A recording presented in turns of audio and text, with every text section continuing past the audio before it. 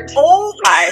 we both. I'm Lauren. I am Bridget, and you are watching or listening to Gateway Anime Podcast, and we are covering the last 4 episodes of Fullmetal Alchemist Brotherhood. If you can't tell by my beautiful photo, because my ship is alive and well and healthy and spawning babies. Dear Lord, what a ride this last episode is gonna be, y'all. Yeah. Wow. I wasn't ready for specifically episode 63. Was not prepared for the pain that put me through. But Lauren and I both let's texted just each get other. into it. Texted each other photos of us crying. Oh yeah. Well, she asked me how it was last night. She's like, "How bad was it?" And I had no words. So I just sent her. I don't cry very easily. Like I do cry at the end of shows, but it's always like a tear. But I was straight out sobbing, and I didn't know how to express that because I'm bad at talking about feelings. So I just sent a picture of my face. We'll post pictures of our faces. Yeah, we have those. We do have those. Do that. We could do that. That's a great. Oof. Great. So you see how devastated we were after watching specifically episode 63. But we're not just doing 63. We're going over episode 61, He Who Would Swallow God, episode 62, A Fierce Counterattack, episode 63, The Other Side of the Gateway, and episode 64, Journey's End. As I said last time, at New Year's, they took Fullmetal Alchemist Brotherhood off of Netflix. If you want to watch it, you gotta watch it on Funimation. I'm sorry. You could probably also, rip it or just buy it because it was good. I would have bought it. I would have bought it. And not been mad about it. Spoiler alert for our next episode, I guess. I would have bought it. But here is the wiki summary for episode 61, He Who Would Swallow God. Millions of lifeless bodies litter the landscape of Amestris. I always say that wrong. I've heard it 1,000 times, and I always say it wrong. It's okay. But anyway, millions of Riza instead of Riza. They're just some words, man. Some words just don't go out naturally. Millions of lifeless bodies litter the landscape of Amestris, and a being with the power to create suns is unleashed upon the world, unless Hohenheim has something amazing up his sleeve. All is surely lost. I thought that was a very specific point to Hohenheim. It's like, oh, okay. Yeah. I mean, they're not wrong, but did you need to do it? Did you need to do it? Did you need it? Is that too much? Are you oversharing? Are you oversharing like how my computer overshared that its disk space was full and stopped our recording? I mean, I don't know, man. Am I going crazy? Do I even know? Donate to our Patreon. Am I right back where I started 14 years ago? Want to guess the ending? If it ever does. Because I swear to God that all I ever wanted was a little bit of everything. A little bit of everything, all of the time. Anyway, okay, guys, the love I have for Bo Burnham's inside is absolutely disgusting.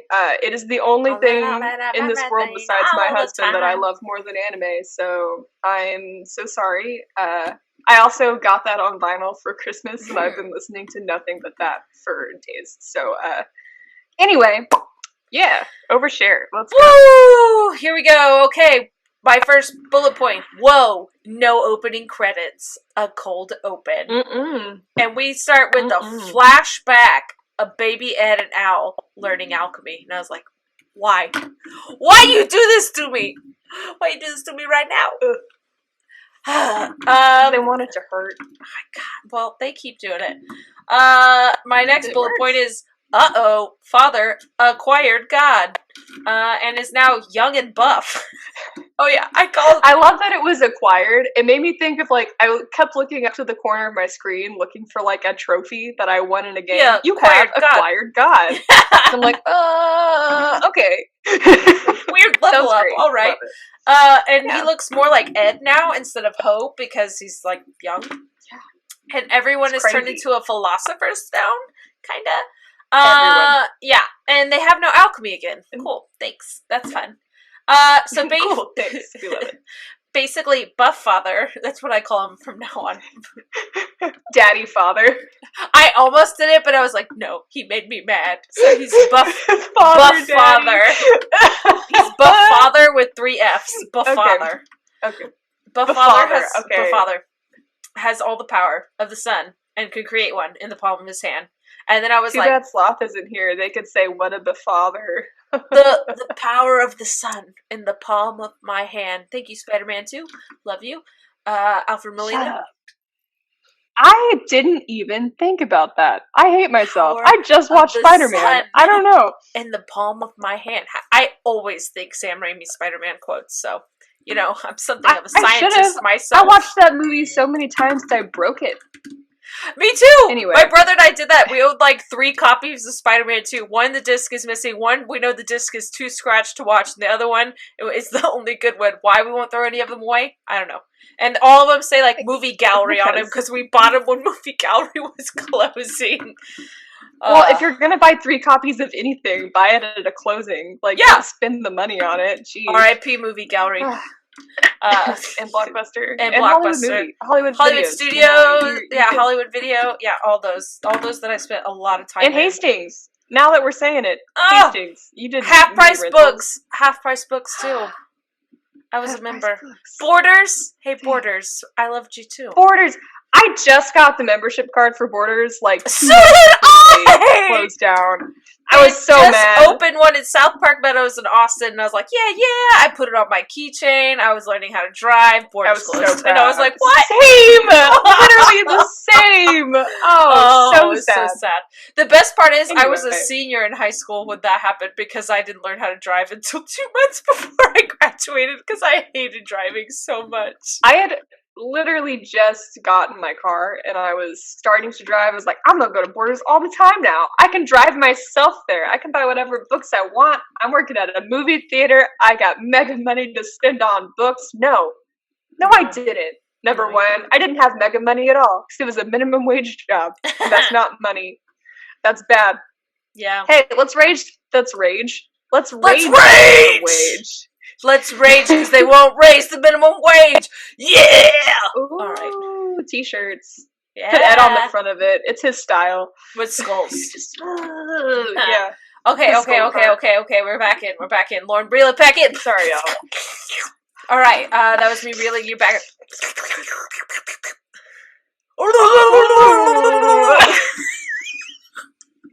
I like that we both just stared at each other and then immediately both did the noise. Like we just looked intensely and was like, you gonna do it? I'm gonna do it. You gonna do it? I'm gonna do it.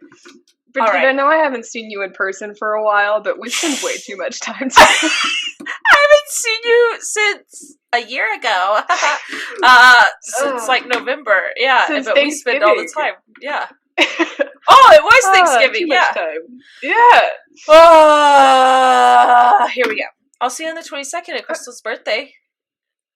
Oh, yeah. You forgot to invite me to that. I got a text last night that said, I was wondering why you didn't RSVP. I forgot to invite you. And I was like, everybody always forgets to invite Bridget. I wasn't on Facebook. I haven't logged into Facebook since I got my new phone. Yeah, it's on Facebook. Really you haven't RSVP'd or will. I checked.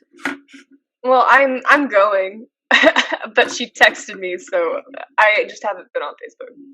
I may not ever go back to Facebook. We'll see. It's not bad. Okay, here we go. Oh, right. Oh, something's wrong. Something is pulsing. And I didn't know a better way to describe that because it is literally like the image of Father pulses, and I'm like, what do you do? Like he's beaconing? Yeah, like that. I'm pulsing. Continue. Please don't say that word again. Please don't say the sentence, I'm pulsing. Continue. Well, I'm making pulse noises. Please continue. Oh, I can't. Okay. I'm ignoring you. So, Ho has arranged his own Philosopher's Stones in the earth. Remember that one time we saw him cutting himself and the blood was getting sucked into the ground? And the bloodworms! They come back! It was a real thing! Bloodworms. The bloodworm returns. Bloodworm 2 Electric Boogaloo! Shut up! I knew it was coming! Okay, I'm sorry. We're really gonna start. I'm so sorry. We're only on my 3rd bullet point. Oh, okay, no. Here we go. Okay, I'm shutting up. Alright, so, Ho was dropping his blood into the earth because they were souls he was planting in the corners of the earth for this moment. His friends who lived in him, because remember, he made friends with all the souls in him. He knew every single one of them by name. So, those souls are going to help return the souls back to the bodies of the Emestrians. They need a circle. Well, Ho already thought that through. They're using the moon's shadow, which is a circle that casts on the earth from the eclipse. Ho's stones are fighting back against Father. And when I typed that sentence, that's when I was like, this sounds like a medical procedure. Ho's stones are fighting. Souls are bursting out of Father and into the sky. And, when I make this note later down here, I just don't want you to get mad at me. Okay, so, they're going back into their bodies, and they're flying through the sky, and guess what? This feels like the first live-action Scooby-Doo movie, when they tip over all the souls, and they fly into the bodies! Is it not? You're 10,000% correct, and I hate it. I hate it, but you're right. It is. It was we just straight up Scrappy-Doo. Is Yoki Scrappy-Doo? No. Nipplehead Pride is Scrappy-Doo. Ew. Okay, Fair. Here we go. So, because, he gets, like, small and tiny again. You get it? Yeah. Okay, so, then they had to show this, like, baby getting its soul back and crying and the mom laying on the ground just to make us a little extra emotional. I was like, alright, we're fine. We already got the, like, crucialness of this. Thank you. But now the opening credits music is playing over this, and I was like, wow, you just want to keep layering on emotional laments. Thanks. Yeah. Father can no longer control that which he calls God because he only has Xerxes' souls now. Ho can take him on. And I was like, I'm looking back at this note like, who am I? That which he calls God. Why did I write that so dramatically? You're working on your fan fiction. I was really upset, clearly. Fanfics. I mean, I understand. If I had enough time or focus, like, if I actually treated my ADHD with medication, I'd probably do it. But, you know what? I'm struggling to live. Brief pause. The biggest compliment I can give to an anime is that I would write fanfiction for it. I am a fanfiction writer. We've talked about this before if you've been listening. I write so much fanfiction. So if I see something and I want to write for it, that's the biggest compliment I can give to something. All of mine would be... This did not make me want to write fanfiction, but it did make me want to read fanfiction, and that is still a very big compliment. All of mine would straight up be Ed and Winry fanfic, 10,000%. I read like 7 of those last night, and they were all adorable. I'll send them to you. Thank you. Thank you. I do like them. I have been reading some. Oh, here we go. Alright, May saves them from an attack from Father. The more power Father has, the more May can pull from, and so therefore she is a little more powerful right now with alchemy. Ed and Al push back behind their dad to help him because Ho is like, I can't hold him, he's still too powerful, and you see like Ho's skin like dissolving off. And then it was just a really sweet moment when Ed and Al were like, no, Dad, you got this, and like hold him up. And I was like, oh. Awesome. And it was like enough power to make Ho like, all right, let's do this. Like, because his kids, it hurt me so deep. Yeah, you can see how touched he is by it. It's like, stop it. It's because he's finally doing right by his kids. I know, so and it gets worse. It gets worse in a good way. Ed calls for Scar and says, is it ready? Bradley's taunting Scar about betraying his beliefs, but Scar finally gets Bradley and takes his hands off, like straight up just like disintegrates his hands, and I'm like, blows his arms off. But at the same time, oh no, Lauren paused on the most ridiculous face. Lauren, I'm gonna pause recording.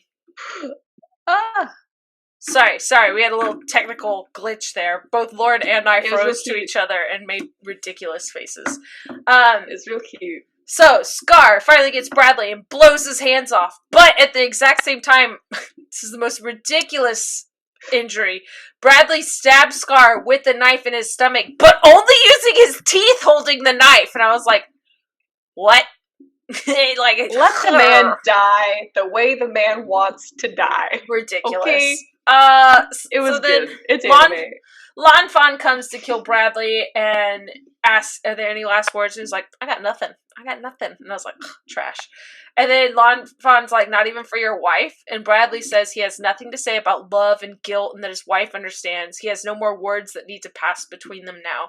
That's what it means to be the wife of a Führer. And I was like, ew.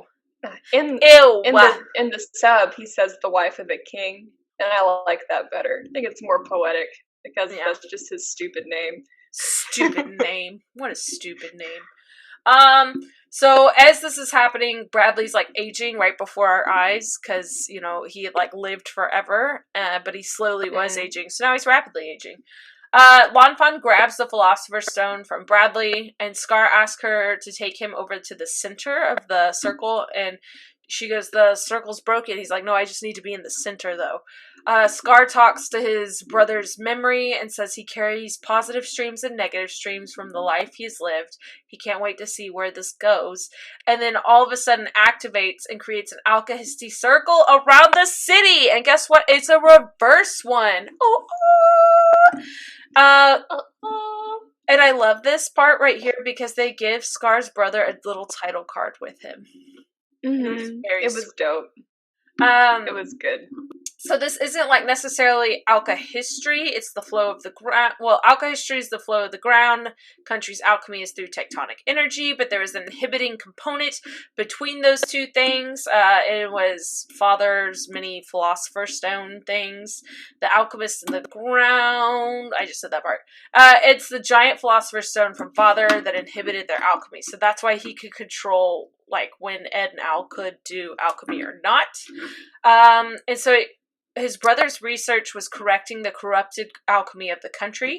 Scar's brother is the one who found the nationwide transmutation circle way back when, and he is the one who created the reverse transmutation circle, so that now they're more powerful because there's no inhibiting blockers there. So as Scar's like mulling all this over and the reverse circle is activated, it pans down to like Ed and Al being ultra powerful now. And they have just legit created a cannon, and Ed is like, how you like that now? And I was like, oh, classic right there. That's Ed. That's Ed. That's Ed. That's him. Then they pour molten lava on Father, and I was like, oh my gosh. And because why not, right? Yeah, why not? If you're down that far, just pull up some lava. And so now Father didn't really get bothered by the lava and is now like rising up on this rock in the lava up above the ground. And I was like, oh great, now he's loose. And Al and the others go, but Ed is still pulled down and having to fight with dumb little Pride, Nipplehead. It's not Nipplehead yet. Soon. He becomes Nipplehead. He becomes ye old Nipplehead. Mustang still wants Hawkeye to fight, but she's so concerned about his eyes, and he's like, Lieutenant, and she kind of snaps back into it. It's just like, Ed starts pressing Pride's buttons, and Pride is falling apart, and he keeps attacking Ed.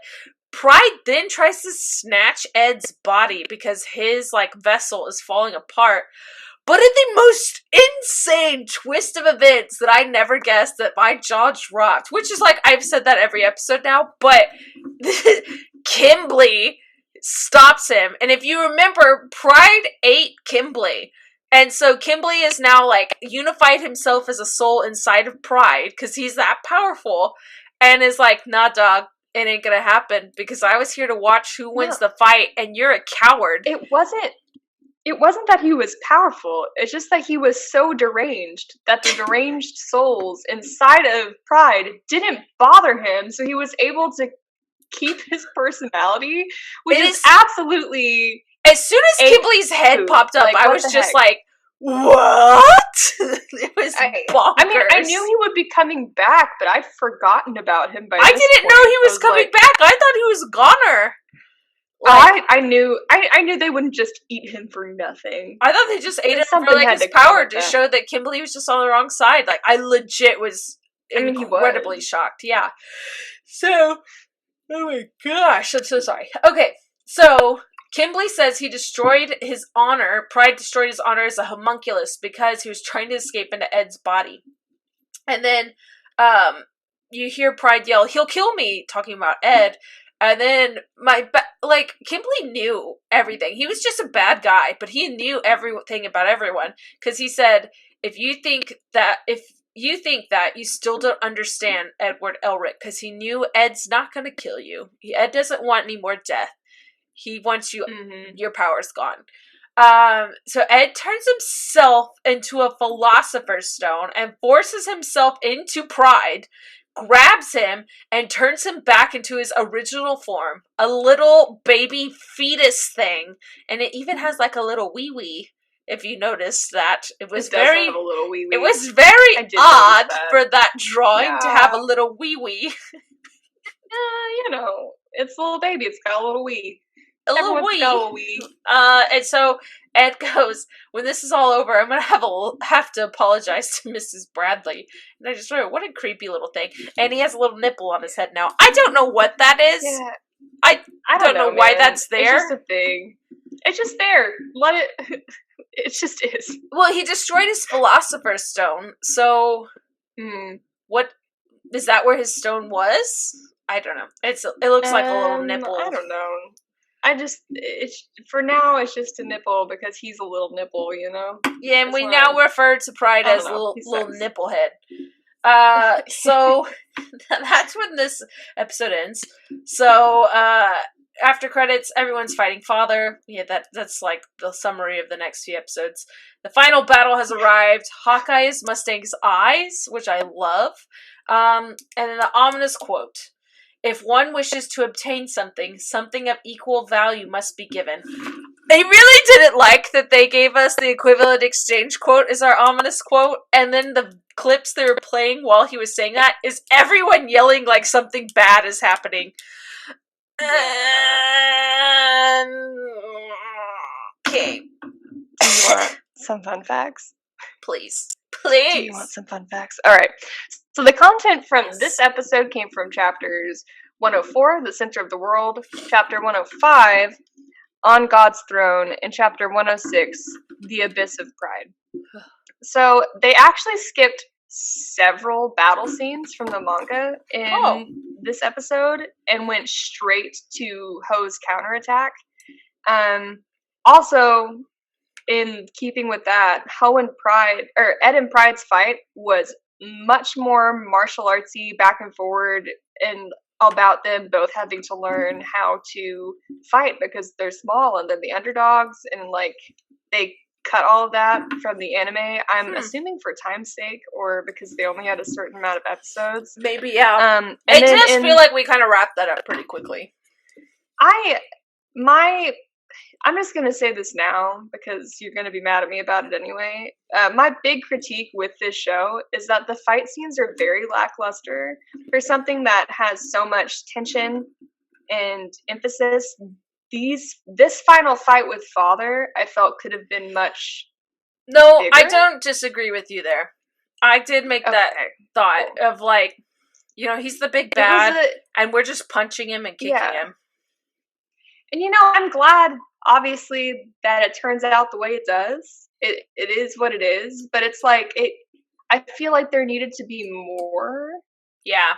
And we learned here in all of my fun facts that there was much more and they changed it. And I'm not sure why they decided to do that. And again, I haven't seen the original Fullmetal Alchemist. I don't know how that ends. And I don't know if it ends the same way because the manga wasn't finished. So that's why they did Brotherhood to begin with.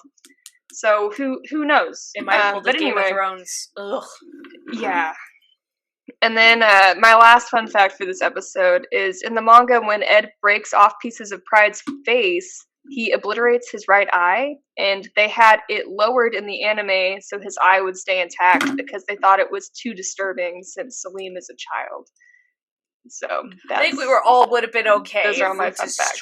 Salim. I mean, the whole show was pretty disturbing. I thought it was kind of silly, but it's whatever. Anyway, here's your summary for episode 62 of Fierce Counter Attack. A truly epic battle erupts when Edward, Mustang, Hawkeye, Greed, Izumi, and Armstrong, all the people in this show, Yeah, the whole cast attack list. the godlike father.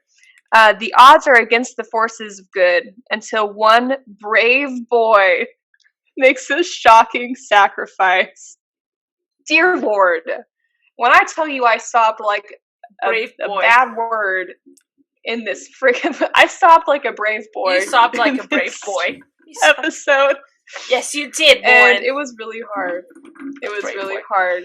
All right, everybody grab those tissues. This isn't even the most tissue-y part. That's the next episode. But it is one. Here we go. Father's trying to create another Philosopher's Stone using humans. That's why he ran up there. He was going to snatch some bodies and turn them into Philosopher's Stones. But Ho stops him. Ho says he can't create, but Father says, oh yeah, yes I can.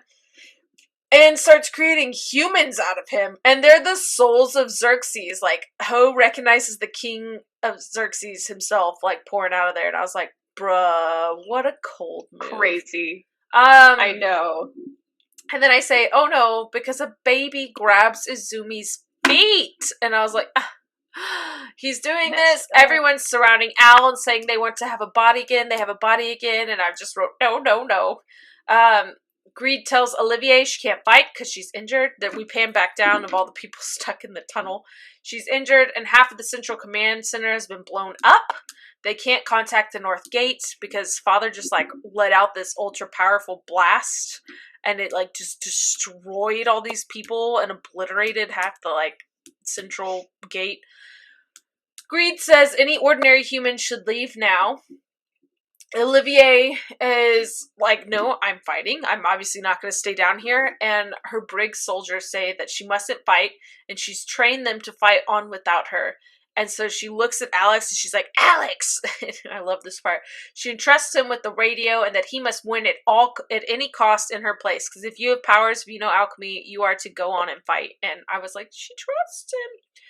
Sig tells Alex to keep everyone safe because Izumi's going up there. You know, Sig and Alex are like bros now.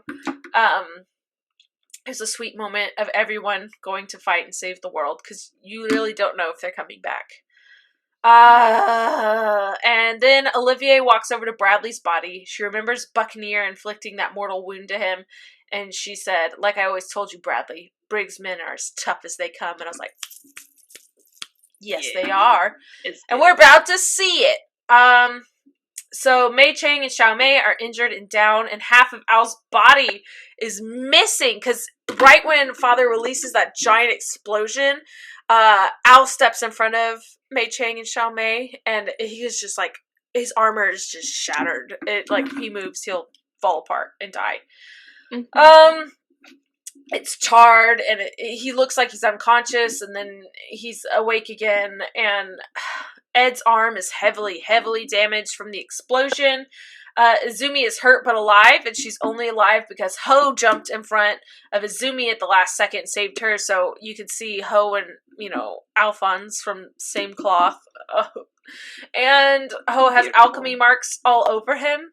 So we know that's a sign that you're not doing too hot if you got those little alchemy squares. Because every time we saw homunculus start to die, they start showing those little marks. Veiny buff father, because now he's veiny. Just want to make that note. It was disturbing. Ew. I just want to say ew, and ew. I do not approve of this new name for Veiny buff Daddy Father. I don't love it. Appears behind Ho and just straight up punches him and knocks him over. Father says, "You're first," and just starts like choking out Ed and Izumi, and I was like, "Whoa!" And all of a sudden, a Briggs sniper shoots Father, and he lets go of them. And soldiers start swarming and saying, Father is their target, don't shoot Fullmetal by mistake. And you just see him so organized and fighting back, and I was like, the Briggs men! The Briggs men! And I didn't think I was going to get that emotional over Briggs soldiers, but I absolutely was starting to tear up because I was like, Olivier has trained them. I have no words. It's just beautiful. Beautiful moment. She's a very proud mom. It's proud good. Mom of her 500 angry babies. She's just proving that she'd be the best new Führer. That's all. Right? That's what she's proving. Exactly what it is.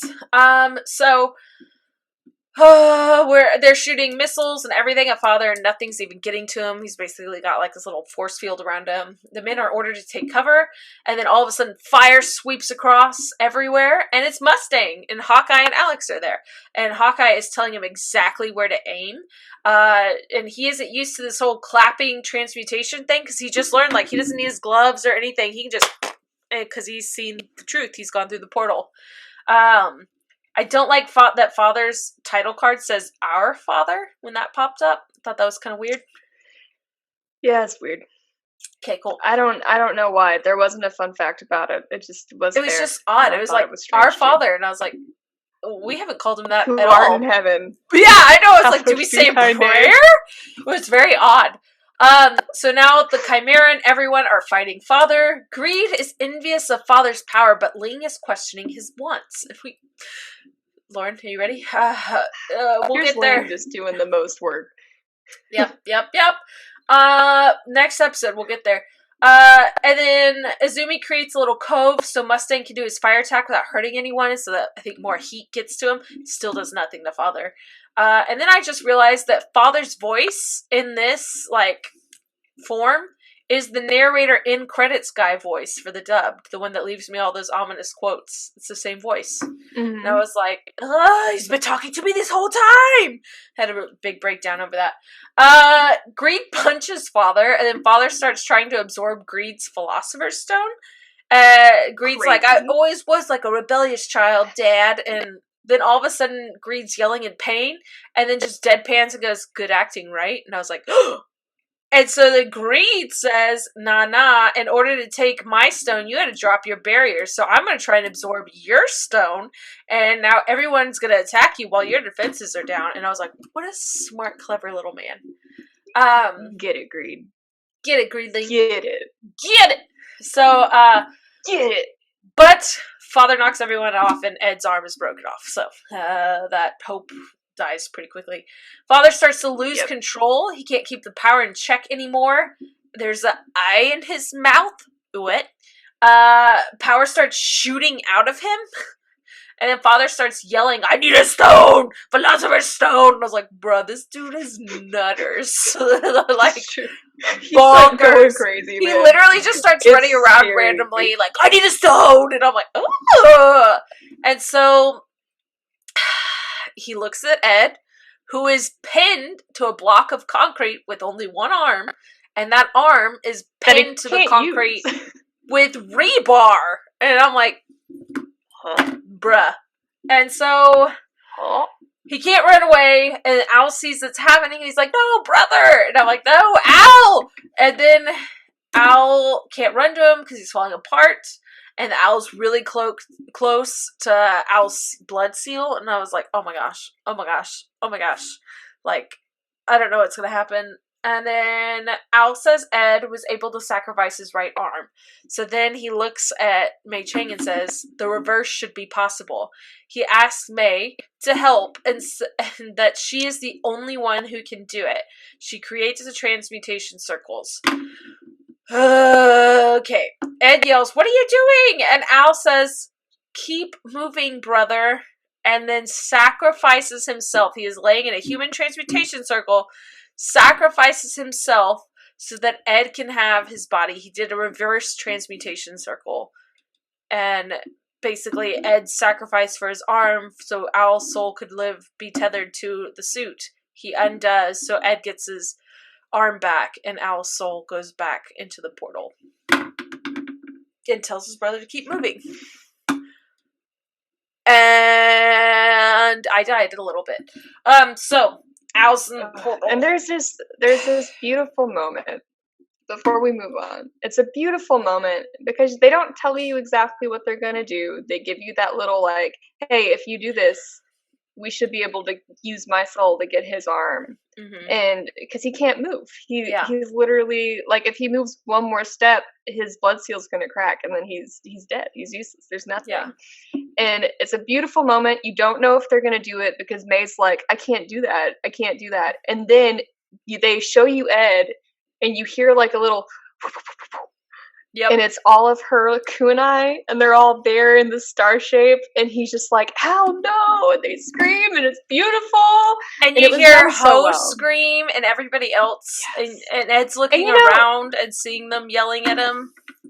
One thing this show does so well is it gives you, like, the fights be danged. I said danged, are you proud? I'm so happy. Fights be danged. They always give you the time you need to breathe and, like, really realize what's going on. They do that very well, and they do that, like, 3 times in these last 4 episodes. Yeah. And it's really lovely. They give you time, and we needed this time to feel this pain. Yeah, because we just lost one of our brothers. So hard. I know. Huh. Alright, so then we see Al in the portal with his body again, and he tells his body, "Now we put our faith in brother." Which, if you weren't crying enough when he says that line, you're just like, just cry. Yeah, that's fine. Al says Ed will come back for him. Truth gives up the arm and gives it back to Ed, and it's a scrawny little arm with long nails, but it allows Ed to make a transmutation clap and fight back. Everyone starts cheering for Ed and telling him to fight. Don't you mean clap back? I'm so sorry. I'm dying inside right now. I'm right. Yes, you are, but I don't want to acknowledge it. Just like Venom. Okay. Venom, gotta get him, Venom, Venom. We'll never know the real words to that song. But I love this moment, though. Everyone's, like, cheering at Ed, like, "Get him, Ed! Yeah, yeah!" Because, like, Alphonse just sacrificed his life for him. And so they're like, it's life or death, literally. Like, it's now or never. And so Ling tells Greed that this is what he wanted. He wanted a chance to have friends like these. Ed punches father down and tells him he's about to show him how outclassed he is and that he'll lose this fight. And of course that's where the episode ends. After credits, we see time and space and the old homunculus of the flask. Ed back in the portal, maybe, talking to Truth. And then the ominous quote says, "When he has seen everything through, he will move on." And I was like, what does that mean? What does that mean? It means a lot. It means a lot. It's a lot. Here's some fun facts. Okay. So the content from this episode is from chapter 106, The Abyss of Pride, and chapter 107, The Final Battle.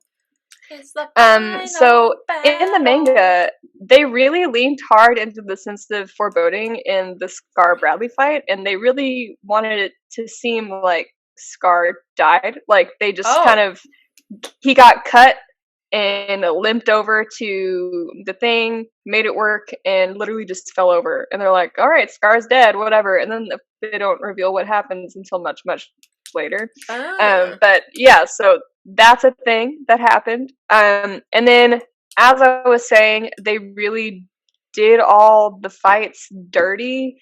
If you really want to see the good stuff, go read it. I did after to see if it was really different. It's very different. It's very different effect. I still have all the manga checked out from the library, so I'm gonna have to finish it. Yeah, you should definitely read the final battle. I think it reads much better than it shows, which is unfortunate. It's still good. I'm not knocking the show. It was a very good show, but the battles, particularly this one, was very subpar. And so anyway, several of the battles were changed in the anime. In the manga, when the Brig soldiers shoot father, they actually hit him. Like, he takes damage instead of the shield. Oh. So, like, you get to watch the bullets, and it's crazy. And then the Xerxians, who were reborn, whatever, one of those, I guess. the Xerxes people that were reborn the people from of him start to disintegrate as soon as they come out of him. So it's like a bunch of melting people just like zombieing towards our hero, which is crazy. And then when Ed runs up to fight father, when Greed takes down his shield, it's just Ed. Like, everyone else hits him from far away, but it is just Ed up there, like, really hammering it on him. So it shows because of Al's sacrifice. He's so upset. Like, well, that's before the sacrifice. Well, I'm still upset. And then Something that's really fun is the final line in this episode that he says to Father is the same line that he said to Father Cornello in episode 3. It's the exact same line. What does he say? The final line, you just said it. It was like you're outclassed. I'm about to show you how outclassed. I'm about to show you. Oh, yeah. What so a fun it's the same line he callback. said to Father Cornello. Isn't that episode 3? It is episode 3. I love how many callbacks there are in this show. They are how really good at everything you see is important. Yeah. So well done. It's probably the most well done, just cohesive story of like everything fitting into place that I've seen. It's funny that how that happens when you wait for like the entire manga to be released and you can do that. What? Game of Thrones. I'll never be over that. He'll never finish releasing. He's gonna die. It's fine. You'll never get that last anyway, book done. I'm over those no, books anyway. And I'm too mad to read it now. Yeah, I'm yeah. too mad. It's over it. Anyway, episode 63, The Other Side of the Gateway. Here is your wiki summary. When the battle ends, get your the tissues. Pre-warning, everybody. When the battle ends, the one known as Father and his final meets his final fate beyond the gateway. When the one known as Fullmetal enters the sacred place, he finds only the promise of a new beginning. That's wiki. There it's we kind go. Of spoilery, so yeah. That's wiki. Here we go. Alright. Father doesn't understand how Ed has beaten him or holding up a fight when he has swallowed God. Father does that weird pulsing thing again. And then his stomach swells up, and I was like, what? And the eye starts bulging out of his mouth, and I was like, what is happening? Stop it. He starts wanting the stones again. Stones! And then slams his hand into Greed, trying to grab it, and it catches Greed off guard. Ling is now holding Greed inside of him in the little red sparkly place with souls. And the red sparkly place. I don't know how to describe it better.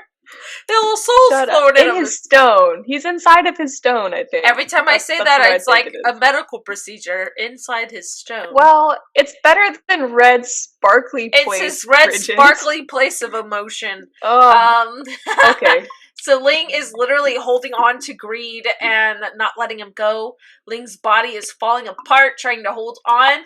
Greed tricks Ling into the fact, saying that they'll fight together, and he'll rule King to be an emperor with him.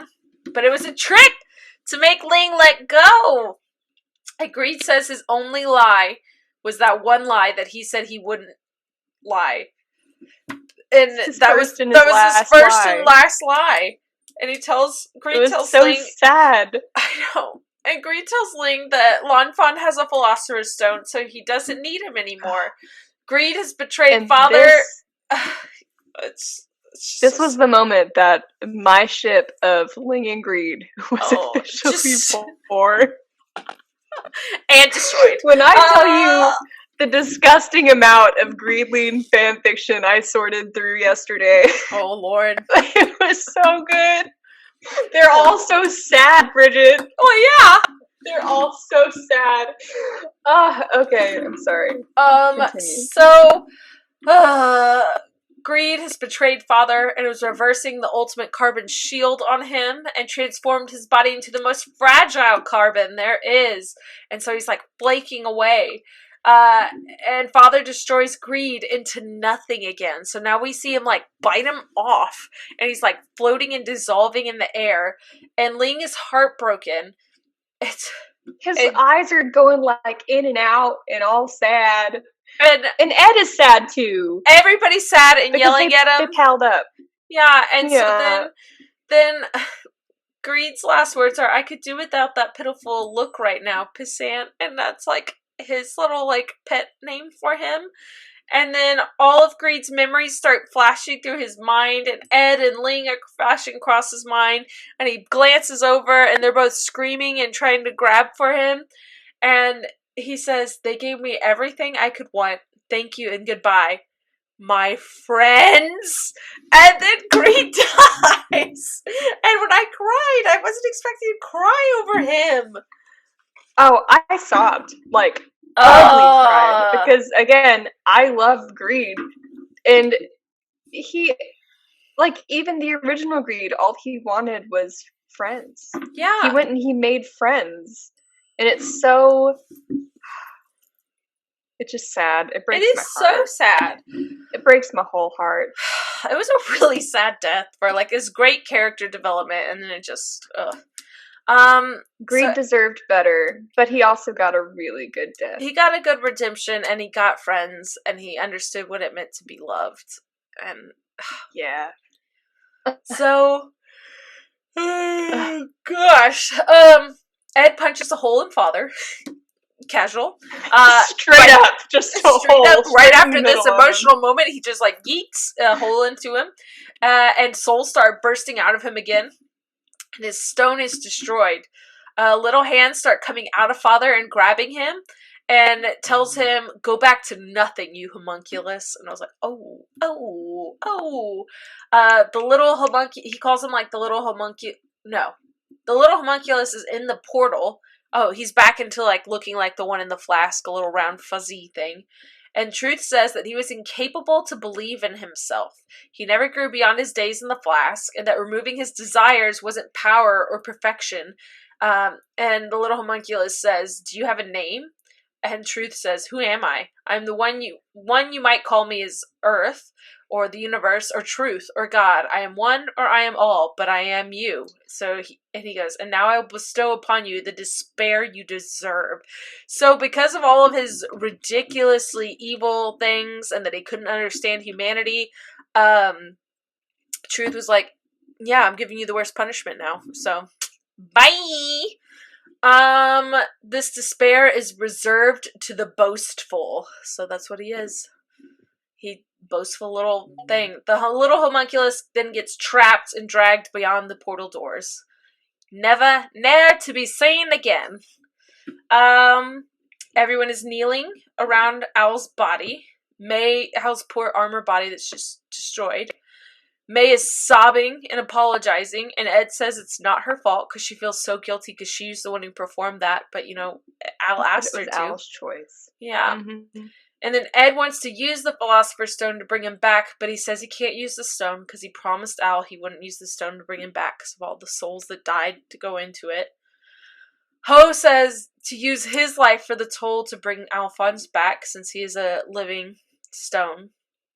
Ed says no, and it just immediately gets so emotional and yells at him, and that why should he be the one to sacrifice himself? And Ho says because he is his father and he bears responsibility in this too because he abandoned them. And he says, "Let me act like a father for once." And then Ed is sobbing and says, "Shut up, you rotten father. Say something like that again and I'll knock you out." And when Ed tells you to shut up, he loves you. As we all know. Yeah. That's his thing. That's his thing. Winry knows. She can tell everyone. Yeah. And I just wrote in all caps, "This is so sad." So sad. Ed is desperately trying to think of a way to get Al's body back. He's going through all those thoughts in his head of like, figure this out, break it down. He goes and starts naming everybody that's like around him and crying. And then I wrote this note. It kind of broke me out of the moment for a little bit. Mr. Gorilla, and I was like, we still don't know his name. He's still Mr. Gorilla. We were like, Mr. Heinkel, and all these other people, and then he's like, Mr. Gorilla, and I was like, we could have skipped saying his name if we didn't give him a name. Come on, Tim. Tim Gorilla. Ed is looking at everyone and then starts drawing a little human transmutation circle. And I'm like, what are you about to do, boy? And he tells Mei Chang to stand back. I knew this was going to happen. Like, as soon as he started drawing it, I was like, he's going to pull an avatar. He's going to pull an avatar. I didn't know what was going on, and I was panicking. And then Ed's got this, like, mischievous grin, and I was like, is he acting out of grief? Is he going to do something we're going to regret in a little bit? Like, what's going down? And so he smiles at everyone and says, I'll be back in a few minutes. Enjoy the show. And it disappears into that transmutation circle, and everyone's like, no! And I mean, I absolutely thought maybe he was sacrificing himself for Al to come back and have a life, and I was absolutely I knew what this was terrified. gonna be. I knew it. And It was then so good. the titles card that pops up right after that moment really scared me because Ed's in all white, and it looks like he's died. And I was like, I swear, if this happens, like, I'm getting teary-eyed because I was so scared. Like, I was ready to yeet my computer across the room if it was happening. Truth But asked, it didn't happen. It didn't. No, it So didn't. you're good. So Truth asks Ed what his payment is. Ed says his payment is this and points to the doors behind him.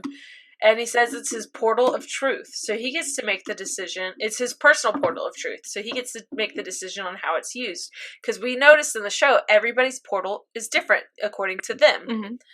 Ed won't be able to use alchemy again after he gives up the portal, though. So Ed talks about his journey and what that he thought that he could solve everything with alchemy. And Truth says, "You want to lower yourself to a human?" And Ed says, "It's not lowering myself. I mean, the humans are great. He's always been a human." Yeah, and he starts hearing all of his loved ones calling him, who even needs alchemy when I have them, is what he says. And I was like, oh, stop it right now. And then Truth goes, "You did it. That's the right answer. You beat me." And now, so then Ed, my gosh, my phone is going off. I'm so sorry. So then, can you hear that? No? Yeah, I can. Oh my gosh, I'm so it's just sorry. going crazy. It's okay. It's a group message, and I don't know what's happening in it. But all of a sudden, what's it called? You know, he's like, "That's the right answer. You did it. You figured it out." And I was just like, what? And so the portal doors come down, and on the other side of the gate, because, you know, that's the title of the show, the other side of the gateway, it is sweet little Alphonse in his little decrepit body. Little decrepit His little font. decrepit It is so body. decrepit. It is so decrepit. It's scary. And now Ed can take Al home. He has kept his promise. Ed and Al wake up, and Al is in his body, and they're all surrounding him, and they're so lovely that they put a cloak over him. So nice. Wake up a little naked. Well, we already saw one little wee. They didn't. We don't need another little. That one's. I don't know how. More little wees. That was just not like a little right angle wee that's drawn on a little rectangle fetus. It'd be a little scarier. Yeah. And the first thing Al says is that he can feel the warmth of the world. And remember when my father was like, because he just wanted the warmth of his mother's love, and he's got warmth, and it's his father. And so, I know. I'm sorry, I'm good. May runs up and hugs him. Al apologizes to her for putting her through that. General Armstrong and Colonel Mustang. Okay, so that's a big emotional thing. And then we kind of see how everything wraps up. General Armstrong and Colonel Mustang take control of the city. Ed gives little pride back to Mrs. Bradley. The radio broadcasts that the Fuhrer and Salim have died amongst the turmoil of the coup, and that Mustang now oversees national security. So they've covered this up all with the general people, and they're gonna let it die. And then a flashback of Ho and the homunculus in the flask, and that he thought what would make him happy is to leave the flask. And Ho says in the end they were still as one. And I was like, what does that mean? What does that mean, you were still as one? So they were still tethered together. We'll find out later. Alex says that he's grateful to Ho because they're all indebted to Ed and Al for saving the country, so he thanks him. Ho runs off crying, as Ho normally does. And he still has alchemy marks on him, though, and so I'm real nervous about this. And he goes to Trisha's grave, and he says, so get this, Ed actually called me father, although he did preface it with rotten. And I was like, oh. And then I was like, no, he's dying.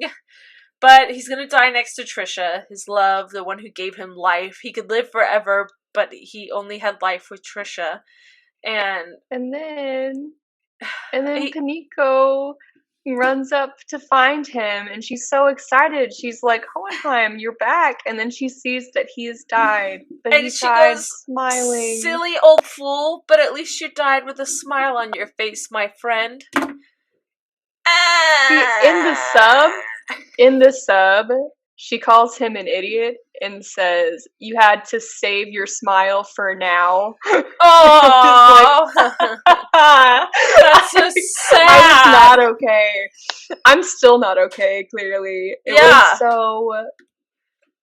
I know. That's the moment that completely destroyed me, because he didn't even go see Ed and Alphonse first, because I don't think he wanted to burden them with the fact that he was going to die again. He didn't want them to have to witness their second parent dying. Lord. But no, I'm not okay. I'm very sad. I just really liked Hohenheim. I really liked the way that they handled parents in this show. Oh. And how, I have very flawed parents and a lot of found family. And again, I love all of them, even my flawed parents. And the found family of the show and the parents trying to do right in this show was just very... It messed Lauren up, okay? She's okay, but she's different now. Okay. And she's not sure how it works. Well, it's gonna make me cry. It was sad. I'm sorry. To make it worse, the credits are all just memories of Ho throughout this whole show. Yeah, it's really sad. And my bullet point says, "No, you're crying." I am. Your bullet point was so right. It was right. Okay, cool. And then the ominous quote at the end says, "Step forward, embrace your life, and the world that nurtures it." Would you like some fun facts? I mean, if there are any. So, the content for this episode came from one chapter, the last chapter, 108, called Journey's End. This episode was actually released right before the official release of the manga. So several of the locations are slightly different because they had to be created from storyboarding based on what they were told by the author, not on anything that was actually out yet. Oh, wow. In the manga, Father only lost an arm and a leg to Greed's attack, but it didn't make sense for Ed's human arm to be able to punch through a human body, so in the anime they made it cover his whole body, so the whole made more sense. And Father is the only person in Fullmetal Alchemist Brotherhood that Ed killed. Only person. Wow. And he's not even a person, so I don't know if that counts, but that's really Ed didn't kill a single person except for Father. Wow. So that's interesting. But anyway, on to a happier episode. Here's episode 64, Journey's End, the wiki summary. As one shared journey's ends. One shared journey ends. Sorry, my S's got weird. I'm dyslexic. Many journeys begin. Those most touched by the conflict which surrounded the Philosopher's Stone now go their separate ways. One thing is certain: they will meet again. Yeah, they do. Because look at the babies behind me. Look at the babies. Look at the little babies. So Ross is going to sing Mustang, and you go open the doors where him and Riza are recovering, and their whole team is in there, and it's the most adorable thing because they're family. And they're all quizzing him on Ishvalan things he's been studying to know, so that before he becomes a Fuhrer, he can be aware of like all of Ishval and Emestria. Dr. Knox enters in the room and says, "I envision," and then, he's just kind of like checking on everyone, and Mustang says, "I envisioned a better future, and this is the price I had to pay for it." And he's like in really good spirits, and it's really sweet to see. Mustang says his first act will be to call off all military occupation of Ishval. Then Dr. Marco comes in the room, sweet little Dr. Marco, and Marco says he has a Philosopher's Stone with him, and then he says he believes it might be able to return his eyesight. Marco says this was his last stone that he had made, that he had sacrificed many Ishvalans for with that specific stone. He says if Mustang intends to help the Ishvalans, like he says, he wants him to be healed with that stone as a personal request, so that those souls will be going towards their country and their family members. Mustang accepts the offer and devotes his life to healing Ishval, but he says he has to heal someone else with the stone first before Mustang does. And then it pans over to a phone call, and we hear it, and it's outside Havoc's general store, and they're gonna heal Havoc's legs before they heal Mustang's eyes. And I was like, aww. And Mustang promised that he would find a way to heal him, and he kept it, and that's great. You're so sweet.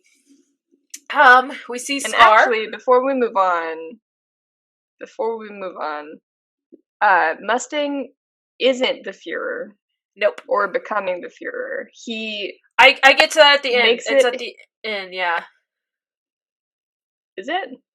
We learn who is the Führer at the end.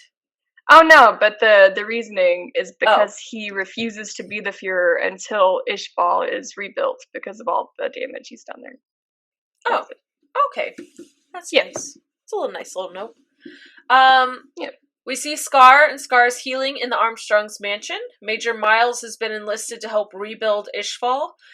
Miles is wanting to hire Scar to help spread those teachings and help rescue and save his people, which I thought was really sweet. The two Ishvalans that we have Scar followed. was a monk. Yep. We gotta remember, he was like a high monk in their culture, and he knows things that have just died off now, which is sad. And so they're going to help rebuild their culture. Scar says he's died. Olivier asks him what his name is, and Scar says he's died twice now, and neither one of these people he's neither one of the people he once was. So he says he can be called anything. She goes, "All right, Emestrian," and I was like, "Oh." Did she say Emestrian? She called him an Emestrian? No. What did she say? She said Ishvalin. Emestrian. Wrong one. I was like, what? That'd be weird. That'd be weird. Yeah. So it pans over to Ed and Al walking home. Al says he didn't realize how much his muscles had atrophied on the other side because, Ed was the only thing keeping Al's body alive on the other side. And so he has to use a cane and we know Ed didn't drink milk or anything healthy, so poor Al wasn't getting nutrients at all. Freaking Ed. Yeah, great. Drink your milk. Which I love that callback at the end of this episode. So he uses a cane to help him walk. And Al says, "You can go ahead of me. You don't have to wait here with me." And Ed says, "Nope, we left home together and that's how we'll return." Al says he hopes May's okay. And I said, "Are they going to be a thing?" We'll get to that in a second. And then we pan over. Ling walks up to Mei Chang. This is like right after the fight. And he says that she's as stupid as he is getting mixed up in this country's problems. But he says, my clan won because he has the Philosopher's Stone. And I was like, oh, what a punk. But he does it in like a big brother kind of way. And shows the stone. But he says her family will always be protected by him and his family. And so she did what she wanted to do. She brought honor to her family's name and brought them out of the ruin that they were in. And I was like, and then she starts crying and sobbing, and he's like, I didn't expect to have to be protecting you this soon. So here's a side note, because I know we had this question before, and after this scene I absolutely just had to freaking know. You know how Mei is a princess and Ling is a prince? They are siblings. So their clans are of the mothers that they were born to, and that's what they're fighting for. That's why they needed to come back with the Philosopher's Stone to see which clan would eventually take over. So they are siblings. Because they didn't... they are siblings, yeah. That would have been great to have had that clarified to us. Yeah. But, so there you go. They are related. They just come from rival clans because their dad has like 5 trillion wives. Yeah. Yeah, so he's just out there banging it out with no queen, and so he left his kids to Coral, and that's the task that they were given, was to bring back a Philosopher's Stone. So there you go. Wow. Well, yeah, that'll be adorable. So Ling and Lanfan go home so they can bury Fu, which is so upsetting. I know. Okay, sorry. And then Ed teases Al about May, and I was like, because they're only like 2 years apart. As little as they seem, as young as they seem, they're only 2 years apart. And then, where'd I go? Al teases Ed about Winry, and then, I know, I'm gonna die right the last episode. And then you see, like, Ed get kind of locked up about Winry, and they walk up to the house, and Winry hears the dog barking and goes to look, and then Winry hears Al's voice and saying it tickles, which is so sweet because Al can feel. And then she opens the door, and she's walking past all these lovely little photos of them as kids throughout the years. So I was like, And then Winry just sprints out the door and jumps on Ed and Al and hugs them, and she's crying, and she goes, "You dummies, welcome home!" And I was a hot mess. Okay. Yeah, I cried a lot. And I said, "Oh, the little title card that has all 3 of them," and then the next title card was Mustang's team, and it said Roy's team, and I was like, Sweet. Sweet. So we pan over to Ed's trying to do some normal housework and sucks at it. He's trying to, like, replace the roof. And, like, it's 2 years later. Oh, it's 2 years later? I didn't see that. And, like, slams his thumb with the hammer. And he goes, "This should not be this hard." And he does an alchemy clap, like a little circle clap, and presses down. And he goes, "Meh, it was worth a shot." And then he looks at the sky and the city and says, "It was worth it." So you see that he does miss it, but not like, he will never change his mind. He doesn't regret it.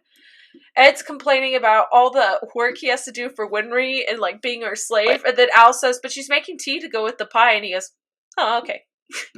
I changed. Alright, fine. That's fine. Yeah, sure, whatever. Alright, tea and pie? Alright, I'll do this. I'll do anything for tea and pie, if we're being real. Like, that's same, true. I love pie. Pie's great. If it's a good homemade apple pie with, like, some yummy vanilla ice cream on top and some hot tea, yeah, I'm in. Dude, let's add that to our soup date. We'll also make apple pie. Apple pie, pickle soup, and what was the other one? Was it bread? It was something bread you sent me. It was onion soup filled bread. Oh, that's right. It was like French onion soup bread. It was good. Into it. Oh. Okay, so then we pan over to Mrs. Bradley, and Grumman is talking to her, little creepy old pervy man that we don't like because he almost betrayed everybody. I don't like him. Yeah. And he's talking to Mrs. Bradley and Tiny Salim, and I go, with a red dot on his head, aka nipplehead. The nipple. Comes up to his mom with the little hurt bird. He's like, "Can we help him?" She's like, "Get Gramps. We'll do it. We'll call the vet." And apparently Salim's a kind little boy now, but Grumman says they're going to keep an eye on him while a little while longer. And Grumman says if he develops any odd behaviors, we'll kill him. And Grumman's now the Fuhrer. I really hate that because he's not a good guy. I do too. Like, cool. We just got another corrupted guy. It's not right. No. It's not right. But Mustang's got some work to do, so he'll come back for it. Yeah, but Grumman was like, "I'm not giving my power up to some youngin," because she even asks him. Unless he just dies, because he's old. Well, let's hope he dies. Hope he dies. So Al then goes to visit the Mays family, which I was like, and Al says with all the compassion they were shown, he wants to pay them back, and Al says they're teaching a new principle, like, take 10 and give 1 of yourself and you have 11.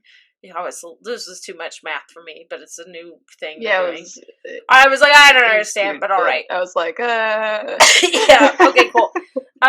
That's where I was at too. Yeah, I was like, I don't understand, but all right. Al's with now the Chimera people, and he's paid all the regards he said he needed to in the city.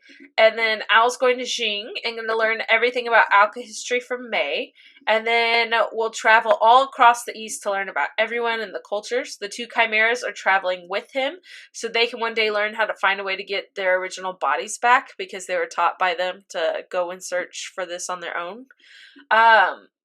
Ed is going to go west to learn everything from those regions, and so they're sitting at the train station, him and Winry, and Winry's lecturing him about, like, maintenance of his leg, because Ed still has an automail leg, and maintenance for it, and Ed's only hardly listening. You can see there's something else on his mind. And the train comes up, and Ed looks at Winry, and it looks like he doesn't want to leave her, and I was like, what's going on? And then Ed stops right before getting on the train, because Winry says, if you need, like, fixing, I'm sure you'll be back soon, just call and make an appointment. And he goes, an appointment? And he turns around and goes, listen, Winry. And you could hear him, like, choking up on it again, which the last time he did this was at a train station with Winry leaving. Mm-hmm. And she goes, well, what? Just come out and say it. And he just starts screaming at her, equivalent exchange. I'll give you half of my life if you give me half of yours to me. And I was just like, did he just propose? And then basically. And then she goes, like, everything's always stupid alchemy to you. And she goes, it's nonsense. How about I just give you my whole life? And they just, like, pause. And she's like, maybe not all, maybe 90, 85. 85 sounds good. Yeah, 85 is a good number. And Ed just starts hysterically laughing. And she's like, are you making fun of me? And he goes, you're so incredible. You just knocked equivalent exchange right on its butt in just a few words. And he hugs her and says goodbye for now. And Winry tells him to come home soon. And they start blushing. And I was like, also, I just want you to stay with her. So much taller now. Because he's not She's feeding like at his shoulder. Look at them behind me. Like, look how tall. I love how Alphonse is still taller. Yeah, of course. But I mean, like, after all those years of Ed, like, supplying Alphonse nutrients, he finally got to start growing for himself. And also, look at how adorable these babies are. Oh my god. Look at how adorable these babies are. They're perfect. Oh look at Ed's stupid, cute face. But also, look at Mei Chang and how adorable Mei Chang is. No, she's so stinking cute. I love her. So, this lady at the train station tells Winry, like, why isn't he staying with you? And she goes, it's good for them to keep moving. Men who just sit around all the time are boring. And then it ends with Ed talking and then saying he had a heart made of full metal. And I was like, and so the ending is little photos of everyone in their journeys. Scar has a long ponytail and is back in his monk uniform and helping build. The dog has puppies. Yes. Ling is the emperor. The Chimeras have Yoki dressed as a clown. I don't know why that's in there, but it made me giggle because Yoki's an idiot. It's worth it. Yeah. Mustang with a mustache. I don't approve. It does horrible. Not look good. It was hate it. Bad mustache. It's so small and so uncomfortable. It's so gross. I hate it. Izumi and Sig back together doing their usual Izumi and Sig antics. Fury working the radio and the rest of the team all together. And then, love it. This is the last image. It is Ed and Winry and their babies and everybody else back together. Look at them. Look at them! So that's it. So, my first fun fact is actually about that picture. Garfeld and Panina were not in the picture in the manga. They just added them. I don't know why. But whatever. I like that they're there. It's a big happy family. Friends. Yeah. Yeah. Yeah, I'm just going to go into the rest of my fun facts. So this is obviously from the last chapter, 108, Journey's End. Makes That's sense. it. In the manga, Marco offers to restore Mustang's eyesight and give him the Philosopher's Stone in exchange to rebuild Ishval. So that wasn't something that they were doing when he walked in. Like, he came in and prompted that. I'm not really sure why they decided to change that. I'm assuming just to show that Mustang's more good. Sympathetic and a better guy. Yeah. In the anime, Ed teases Al about his attachment to Mei, and this is a relationship that the manga never sought to establish. Oh. Like, not at all. Interesting. They just threw it in there, I guess, and I'm glad that they did because it's cute. I like it. Yeah. Yeah. It's adorable. Also in the manga, Jerzo and Zampano, who are the Chimera that go with Al to Zing, they actually revealed that they've taken up alchemy and Al is their teacher. So they're learning alchemy from alphas. That would have been so cute to have in there. I know. I'm disappointed they didn't have it, but they're taking up alchemy so they can try to restore themselves, and it's nice. And then my favorite of all the fun facts, which is perfect that it's the end. Edward's inner monologue and everything about his full metal heart was actually originally an author's note to the fans at the very end of this manga. It's the last thing that she wrote. And so they put it into the anime because it was her child. And it was very sweet. I love the author. Okay, facts. If you ever read the manga, her notes in there are the most wonderful things. And she draws herself as this adorable little moo cow talking to you. And it's just the sweetest thing. Like, reading the manga, I think that's probably my favorite parts, is reading her little notes in between chapters, because they're so sweet. It makes me cry, because it was so sweet. Her note to us. Okay. It's fine. So that's it, guys. That's the whole show. Next week, we are still going to be talking about Fullmetal Alchemist Brotherhood. We're going to give you our favorites, our least favorites, and our full rating of the show, our recommendation. Our full metal rating? All that good stuff. Our full metal rating you will be getting. Let me write that down for next week's show title. But we really have just enjoyed this show. I'm speaking for Bridget here, but I think she enjoyed it. She cried a lot. Are you glad we watched it? I think that's safe to say. That was a great first show. I am too. I'm nervous really that this was like the top of the roller coaster. You know, I always get scared starting a new show. That's like the number one thing I hate doing is starting a new show. And normally I'll get into it, I'll really love it.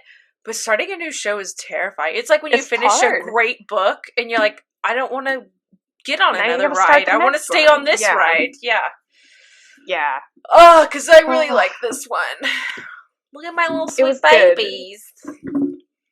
And you were so not about it in that first episode when I was like, oh, it's Fullmetal Alchemist. You're like, oh. It's because I'd only ever gotten 4 episodes in, and it was like, this is so sad. The first time I watched it was not in a great place. It was before I was on anxiety meds. Before, it was while I was still on birth control that was making me really psychotic, and I didn't know. Yeah, so, 1, always go see your OB and test out different birth controls. Mm-hmm. And then 2, or don't use birth control if it's not good for your body. That is also an option. There are other contraceptives. Please explore your options. I personally don't use birth control because I lose my freaking mind. I use it not for contraceptive reasons. It was for multiple other reasons. So, but if you need them, if you need them for other reasons, just make sure that you talk to your doctor about it. Because if it's in your bloodstream, like me, I can't have anything that alters my brain or bloodstream, so I have to use topical stuff like the NuvaRing. Yeah, but there's lots of things that you can and don't have to do, or you do have to do. Just shop around, ladies. I don't know how we got on this. That's your birth control PSA. Anyway, thank you so much for watching the show with us. Next week in our review episode, we will also be rolling for our new anime, so stay tuned. And that's it. We love anime. We love anime, and we love you. And we love Full Metal. We do. We love Full Metal. Okay. Bye. Bye.